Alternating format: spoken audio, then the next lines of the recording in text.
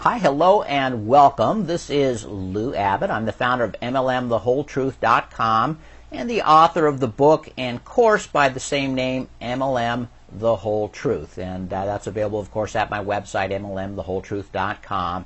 I want to welcome you to a continuing discussion of the critical success factors. In my book, I talk about 12 critical success factors that are absolutely necessary. They need to be in place if you want to achieve the greatest kind of income. That income I call reliable, long-term, leveraged residual income. So RLLRI, reliable, long-term, leveraged residual income with a network marketing company. And in this particular discussion, we're going to talk about critical success factor number 7 that deals with competitive pricing. How important that is. So often people forget basic business fundamentals when they start working with a multi-level marketing company. I'm asking you not to do that ever.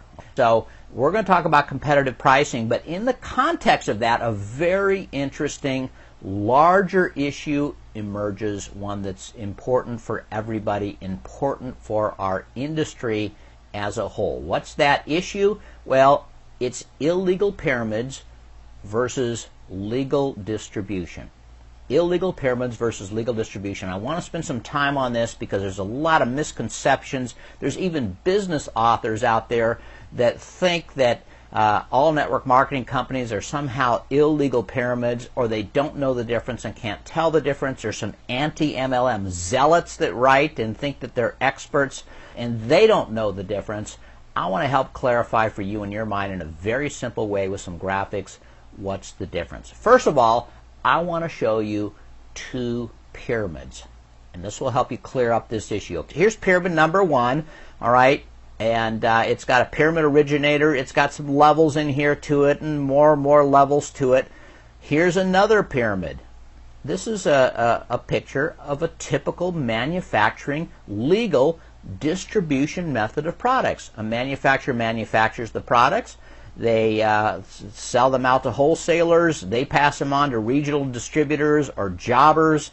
There are retailers out there that put it on. And then, of course, there are customers who buy that product. Now, notice there's nothing wrong with the pyramid shape in and of itself. Most governments are structured in a pyramidal shape. It's a very strong shape in architecture. Nothing wrong with pyramids. They're remarkable entities, right? But there are illegal pyramids, and you certainly don't want to participate in one of those, and you ought to know the difference if you're going to be in network marketing, because many people do not. So let me show you a big difference. In both these cases, you have dollars that flow from the lower levels up to the higher levels. It happens in legal distribution methods, right? It happens in illegal pyramids. Money flows. That's not a problem. What is a problem, though, and a distinguishing factor, is that value in a legal distribution function, value always flows back to the customers. So while you have dollars going up, you have value flowing back, and you have lots of customers who with a free will are saying, I happily give my money because I'm getting value. That's the case. Not so in an illegal pyramid. There's no value flowing back to these people over here. Instead, what you might have down here are dupes. And rightly so, the law tries to eliminate people from being dupes and protects people. But often that's an imperfect system, okay? So that's the difference between illegal pyramid and legal distribution. I used to think, well, heck, if there's products, it must be legal. If there's no products, it's not. Well, you're going to see it's not that cut and dried. There's some real gray areas here. But in the case of a legal distribution or a legal network marketing company, there must be customers.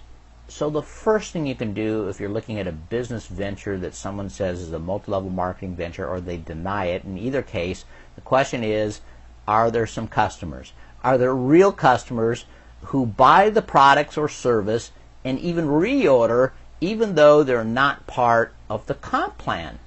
In other words, it's not an additional motivation. They just think that it's a good value. Good question to ask. What percentage of the sales are to customers? Now, what percent should there be? You know, there isn't a legal definition of that.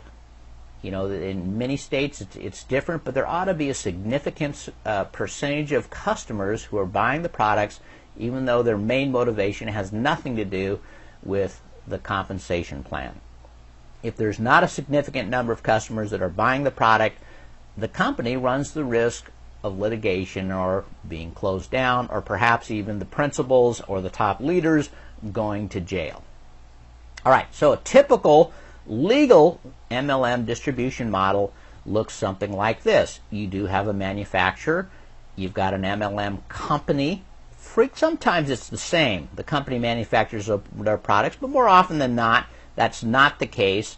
The MLM company simply works as a sales arm. They have their products manufactured and labeled, private labeled for them, and that's okay. You've got your upper level distributors, you've got your middle level distributors, you have your newest distributors, then underneath it all you have customers, and of course that's the critical thing. You have to have dollars flowing up. You know, I mean, obviously if there's no dollars flowing up, you're in trouble, and to be legal you have to have value flowing back through the ranks to the customers ultimately. Now, here's another question that comes up. It's a myth I want to dispel. Does it matter how many levels there are between the manufacturer and the customers? Does that matter at all? Well, the answer, candidly, is no, right? It doesn't matter at all. All that matters is that there's value flowing and that the customers are happy. I mean, if you had 100 levels and you were paying 100 people between the manufacturer and the customers, but the customers still felt they were getting great value, what difference could it possibly make? Doesn't make any difference at all. Now, is it possible if you have 100 people getting paid before the customers can receive their value? Well, it might. The more levels there are, the more difficult it is. But the question is not how many levels and how many people are here. The question is there real value going to customers, and do they see it as such, and can you establish that that's a reality? If so, no harm, right? It can be completely legal.